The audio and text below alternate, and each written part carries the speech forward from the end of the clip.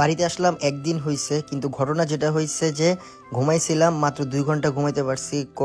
বাসার বাইরে অনেক মানুষজন ছিল, এরা টিন যে পরিমাণ থাবড়াইছে যে ঘুমের থেকেই আমাকে উঠাই দিছে। এরপর চিন্তা করলাম যে আমরা মাচায় যেয়ে একটু বসি, আসলে গ্রামের সবার সাথে দেখা করতে আমার অনেক বেশি ভালো লাগে। তারপর মইন হ্যামকটা বাঁধতেছিল, আর এই হ্যামকটা বেসিক্যালি আমরা ইন্ডিয়া থেকে কিনছিলাম, আর এটা আজকে ফার্স্ট টাইম ইউজ হইলো।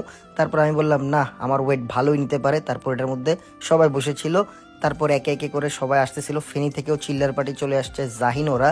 অ্যান্ড আজকে আমরা ফেনীতে যাব, একটা দাওয়াত আছে। অ্যান্ড দাওয়াতটা কার বাসায় জানেন?